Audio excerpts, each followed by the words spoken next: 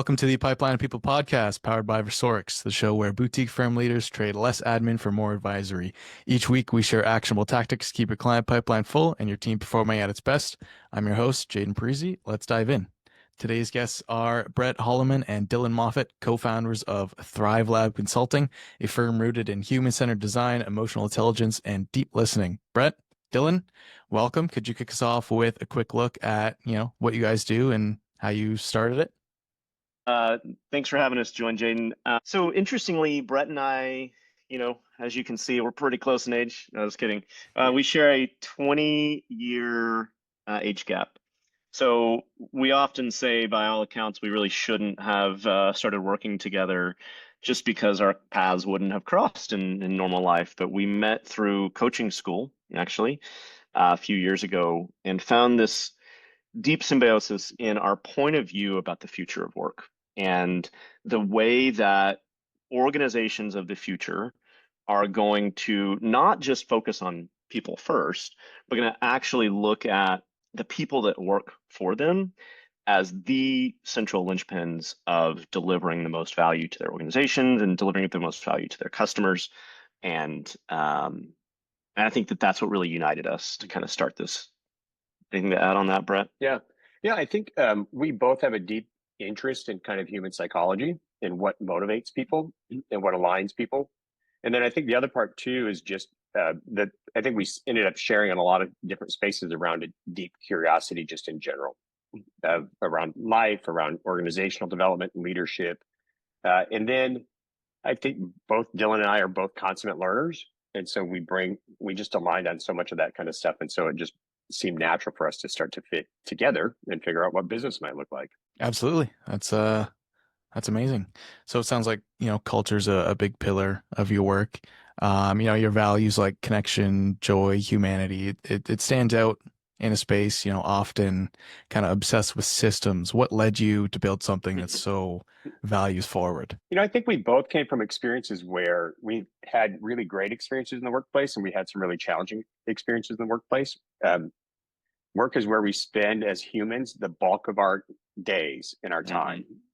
If you look at it in terms of early life, midlife, and even kind of late stages of life, and with increasing social pressures around role of work, things like loneliness, we believe that there's a transition in kind of a new economy that there has to be organizations that are going to be able to live through that, and there's organizations that aren't. COVID really provided an opportunity from our perspective that opened the curtain. We believe that humanity wants to kind of close the curtain because it feels a little bit scary as to what lies ahead in the future. And we're really shifting out of an industrial age of thinking about what work looks like into a new way of working, but folks don't know how to get there. And so that's where we kind of come in, and that's where we want to kind of align with organizations to think about what does the new way of working really look like for people, and really create places where people want to be every day. I mean, in a really simplistic sort of way. And I want to elaborate a little bit on that evolution from the industrial revolution way of working, right? Most organizations were incentivized in the industrial revolution to create workers as replaceable cogs, right? Something may happen, they may get injured. You want to have reduce the amount of skill required to do a good job as much as possible so people are replaceable. And that worked for a long time, but we're moving into an age where, especially when you think about something like AI is always going to be a better machine, a better function, like something that can be programmed than a human will. So the future of businesses, they're going to lean into AI. It's going to happen. So we think about the human side of that, and it's how do we actually augment and bring the best out of the human side that a machine can't do.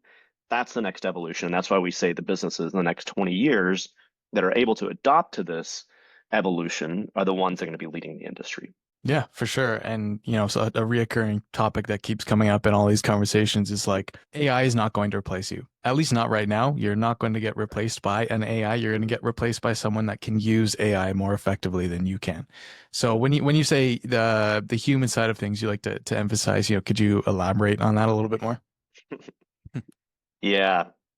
Something that both Brett and I struggle with. One of the most core parts of what makes us human is our ability to fail and learn from failure. And a lot of workplaces really don't allow that or cultivate a culture that encourages that, right? So when you think about contrast to AI, right? AI is incentivized to always get it right. And humans on the other side, like I think that we create things that have never been created before by this idea of like conflicting with each other, disagreeing on ideas, kind of failing a little bit, and learning how to iterate and grow from that. That's, there's a bunch of things that um, are human elements we could highlight. That's one of my favorites because it feels so oxymoronic in a way.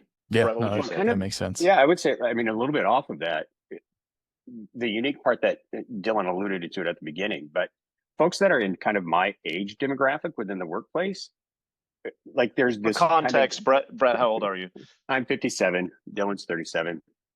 Even though I look 37, I get it. You But totally do. Uh-huh. um, but there's a lot of tension in the workplace, particularly from folks, at least I hear it from folks in my age demographic, really faulting a younger work population for being lazy or not having strong work ethic. Or, I mean, there's just a myriad of things that they pass judgment on around different age demographics within the workplace. And I think what both Dylan and I believe is that there's a powerful space that those two can really come together. That one is not right, one is not wrong. That we have to be able to figure out how to bring kind of humanity together in the workplace to really unleash creativity in its greatest format to make organizations a better place to be and more effective, have higher So impact. yeah, it's looking at that diversity as our superpower instead Mm-hmm. of like we have to unify everybody, which we believe in unity, and that's actually one of our core goals. But like I think there's an overemphasis towards only thinking one way and functioning one way in a lot of organizations. And we believe that if we start by bringing in all these different perspectives and points of view and really leaning into that diversity, we get so much better creativity and innovation as an outcome. Yeah, I think the different. I mean, no, it's a great point. It's not. We believe deeply in unity. We don't believe in oneness. Correct. Oneness thinking would be everybody has to think the exact same way, act the exact same way, do the exact same thing, follow the exact same policy and procedure. Unity is a way that we agree to an outcome that we're hoping to get to or to achieve. Yeah. But we believe that everybody has benefit and added perspective to be able to bring into that space to be able to create a better product or outcome in the end. Yeah, for sure. So, how would you say people are thinking now versus how you would, I guess, get them to be, more united and think differently, I guess. I think it's easy for folks to, Dylan, I'll let you go. I think it's easy for folks to get caught in that the way that we talk about it a fair amount is around fear and scarcity model thinking. Change is really hard. To move into unknown space is really, really difficult. And so by human nature, we want to retract back into the spaces that we feel most comfortable. So I think there's a real tension happening in the marketplace. And I think we see that playing itself out. We see it in the news. We see it all over the place of, you work from home, come back to work from home.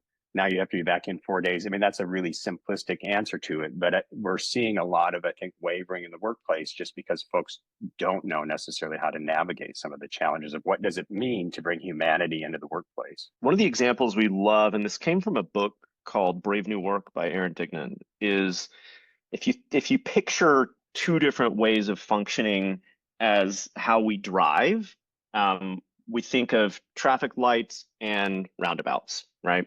So you immediately know what those two things do. A traffic light is very structured, very process-based. You know when to stop, you know when to slow down, you know when to go. And most organizations are like that, right? Because that's easier to follow. What's harder is the roundabout method. And this is what we picture when we're helping organizations kind of make a little bit of a shift in how they function. We encourage them to move more towards that roundabout model, which relies on each individual to understand like a framework of boundaries, but not have precise rules about when to stop and when to go. It's like, okay, this way allows me to flow and merge more easily. And if you actually look at that example in the real world, the benefits of the roundabout way of functioning are faster flow of traffic.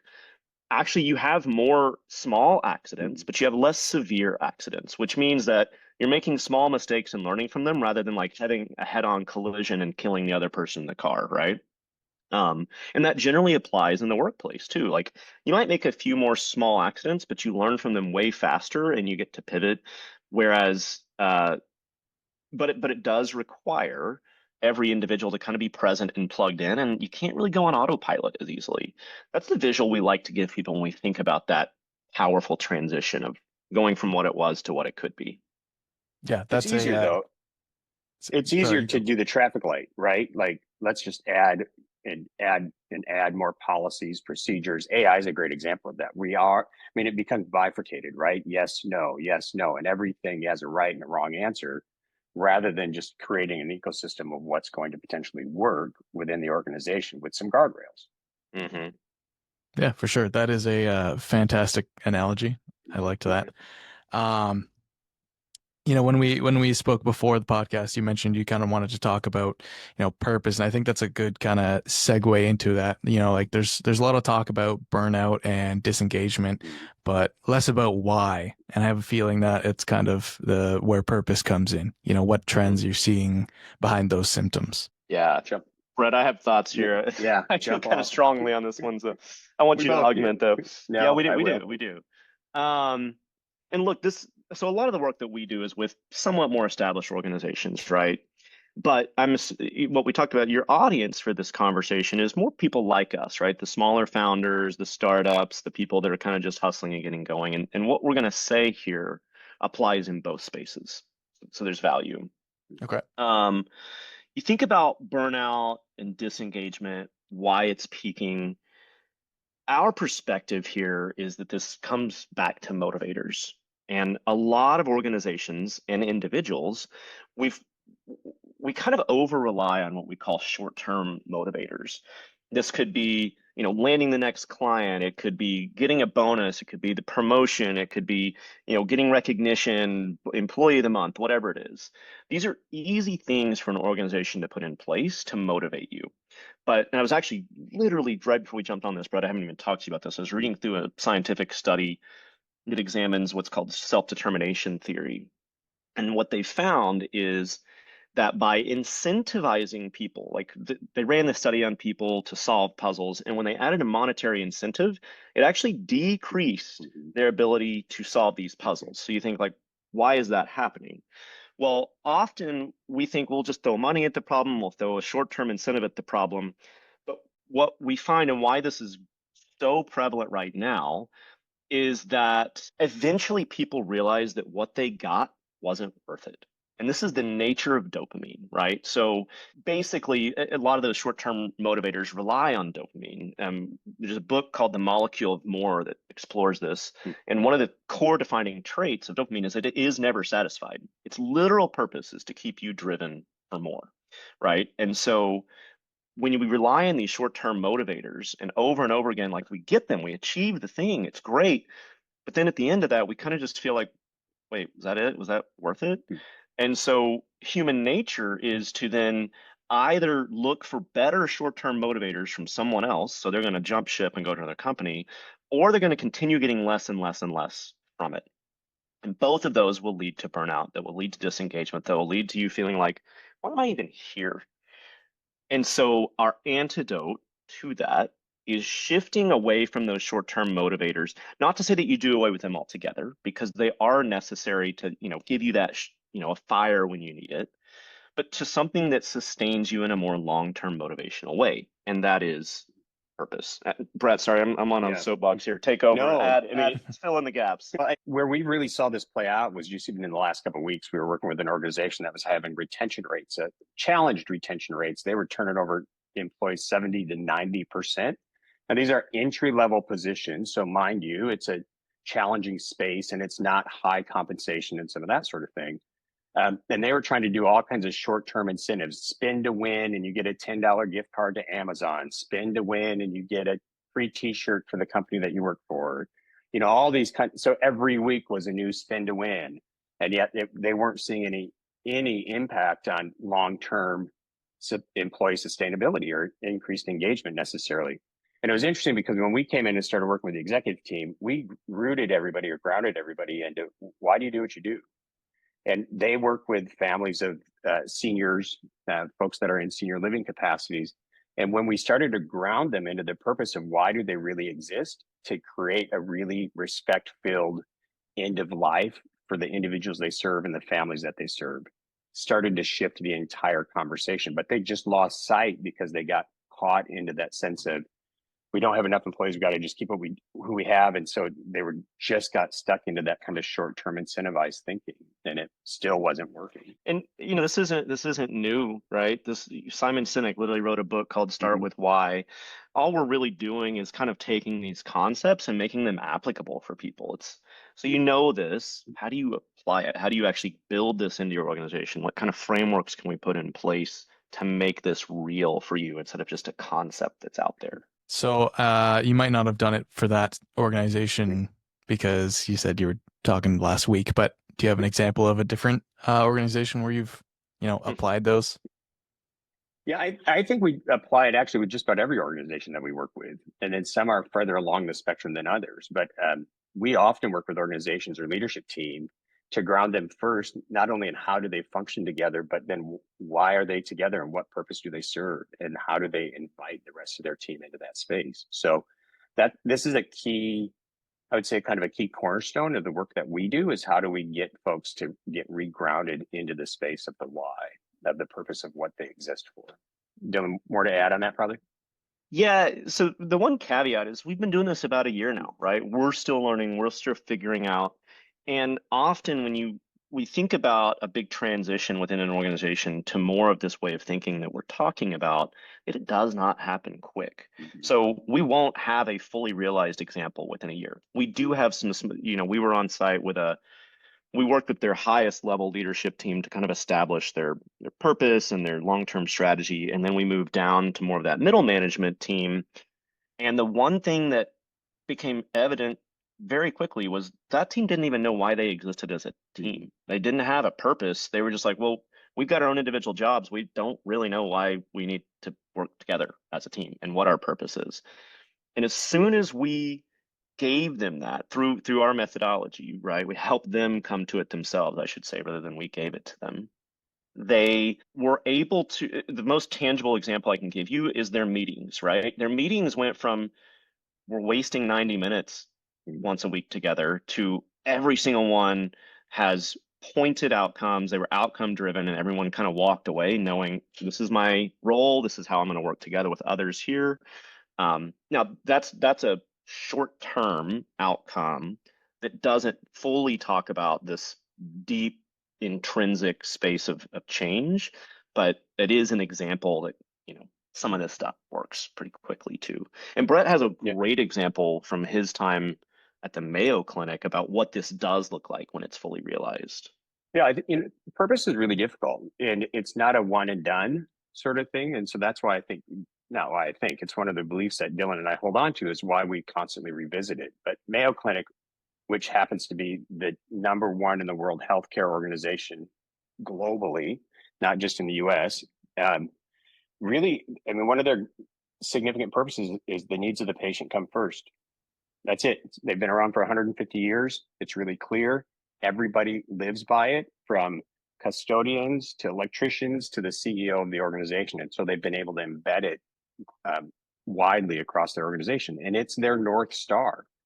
Whenever they get kind of stuck, or when conversations get stuck, they always ask the question, what are the needs of the patient? And how do we align and prioritize to that? And when we can help organizations get closer to that type of thinking, then it kind of aligns everybody, it unleashes the creativity, and everybody sees their purpose within that. So even the electrician sees their purpose of, oh, I'm here with a purpose to serve the patient and to make their health journey and outcomes better than when they first came into the facility. And it can empower them to make a decision autonomously that they would normally just like follow the blueprint. I'm going to put the things where I'm told to put it. But when they get in a space and they think about the needs of the patient, and they think, you know what, actually, if we move this outlet over here, it's such a minor thing, right? But they're empowered to think about the patient in the work that they do that's so far from actually, being a doctor. And every single person understands and is empowered to make those clear decisions. And you see the difference, right? To what Brett was saying. Sorry, I like to elaborate onto that because I love the idea of empowering someone, even at the lowest level of an organization, simply by connection to that purpose. Well, it gives Absolutely. autonomy. It goes back into the idea of the traffic light, traffic circle, right? I mean, most organizations would say follow the blueprint. The electrical outlet has to go here, and there's going to be significant consequences if you don't follow it exactly the way that's supposed to, rather than empowering your employee base and really giving them the autonomy to make the decisions based on their own expertise, given the purpose of which they're trying to serve, and then be able to execute on that. So you get a lot higher engaged individuals and a lot higher engaged employees, and then you get more satisfied patients or your customers. Yeah, for sure. And, I think that it's a lot easier to instill that purpose in maybe firms like medical or, helping people. But what about, how would you approach maybe like a kind of, I don't want to say less important, but like a financial services firm or something like that where, the goal isn't to help patients, it's make money. Yeah. Well, that's a great question, Jaden. And we work with an office furniture company, supplier, their distributorship. And it would be easy to say, oh, all they do is sell desks and chairs. Well, how does that differentiate them from Staples, right? But they really, we've been able to really align them around purpose, around excellence. And one of their great purposes is to create workplaces where people want to show up every day. They want to create environments that draw out people's creativity, that draw people together, and they're very intentional that they're not just creating workplaces where work just gets done, but they want to create workplaces where collaboration occurs. They want to create workplaces where folks desire to come and interact with their other fellow employees. So they exist for profit. Don't kid yourself, right? Like that's a drive for them, but they see their purpose because they also work in education, healthcare, and office furniture. And so for education, they want to create learning environments that can be the best in class for students that are going to be enjoying them. The core principle we encourage people to look at when they're looking at this question of what is my purpose, why am I here, is that the primary beneficiary cannot be you and your organization. This is something that's really paradoxical with purpose, is that others focused, others driven purpose is always the most effective. Not to say that we don't benefit from it, right? Like we get some sense of satisfaction from serving others, but that is always the more effective purpose. Sure. And another element of that is, we encourage organizations to not just look at the organizational purpose, but how does every individual connect into that, right? Like I worked at a huge 75,000 employee organization, and to be totally frank, I didn't really connect with the purpose of the organization all that much. I liked that I got to be a part of, financial security for the people that used our services and all of that. But what really mattered to me, my own purpose as an individual, was how I got to mentor and grow the people on my team. And that was really more of my purpose in the context of the greater organizational purpose. So we do encourage organizations to focus beyond just like, why do we exist as an org, and more on like, how does every individual within our organization connect into that? And that applies in the founder space too, right? Brett and I have kind of different purposes, even within the work that we do together. Yeah, but it's one of those things that continues to draw us and drive us. And it's one of those things that purpose can shift and change. And one of the things Dylan and I have found in the year and a half that we've kind of been launching this thing is I would say, what would you say, Dylan, about every 6 months, we've ended up kind of revisiting what's our purpose? Why do we exist? What are we here for? How does that play out? What type of experiences do we want our users or our customers to be able to have? And that kind of helps inform our decision making, and particularly when it feels like, gosh, is the train running off the tracks, or is this sustainable, or is it not sustainable? To reground into that sense of why are we doing this and what's our purpose has been super helpful. And it helps us come up with a more effective how. If we find out how we were working before wasn't as effective, well, we get to pivot and we get to try a new way of delivering on that purpose. Okay, great. We got a couple minutes left, so I want to move on to, quick kind of rapid fire round. Got a few Yeah. questions, just whatever's on the top of your head. Sound good? Yeah. Do it. All right. Biggest myth about purpose in the workplace. Oh man. One that I think I don't know if this is a myth or a belief, but I kind of alluded to it, that it's a one and done sort of deal. Once it's up, it's done and you don't ever have to visit it again. But I think it's one of those things that it constantly and consistently, those that are organizations that center around it best. Again, I go back to Mayo Clinic. It's integrated in everything all the time. It was not a one and done sort of deal. So I think a myth is, oh, once we align it, once we put it on paper, and once we hang it on the the board behind the elevator or wherever, and laminate it in the bathrooms, then it's all done. We've got our purpose all taken care of. Got it. Stamp of approval. Agree.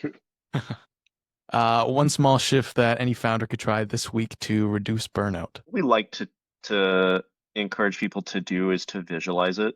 So most founders, right? They probably already know their purpose. So we're going to operate under that assumption. If you don't, there's ways that you can get there and good questions you can ask yourself, and we can obviously, shoot us an email. We can help you get to that point to have a really effective one. But when we come into an organization, generally what we encourage them to do is to visualize it, get really clear. What does it look like when this purpose is realized? And abandon reality for answering this question so that you can put yourself into the space of like, wow, when my purpose is realized in the work that we're doing, every US organization, every US company functions with the same set of ways of operating and makes places that people want to be at and doesn't soul suck you and gives you that sense of community and belonging. And like that's what it could tangibly look like. And I want to write that down and keep it in front of me, because when I'm able to visualize it and see that as an outcome, it makes it so much more powerful. And it does help me reduce the burnout. It helps me, take the time that I need to do things right. And it helps me step away when I need to get a different perspective. And it helps me push through when something's hard. Amazing. Really great conversation. Thanks for joining today. If people want to connect or engage with you or, your organization, where can they reach you? Going? ThriveLabConsulting.com is our website. You can just reach out at connect@ThriveLabConsulting.com. Best way to find us there. We actually aren't that active on social media, so we don't have like an Instagram. You can, we do have a LinkedIn, but the best way is just to go direct to email or join our website. Okay, great. If this We episode do have a set of weekly leadership development questions. It's free. It's you can sign up and we send you every week. It's like here's a little tidbit on how to improve your leadership skills. Awesome. Yeah. I'll have to check that out. Yeah. If this episode sparked any ideas, pass it along to a team lead or founder who's overdue for a reset. Until next time, I'm Jaden Parisi, and this is the Pipeline and People Podcast.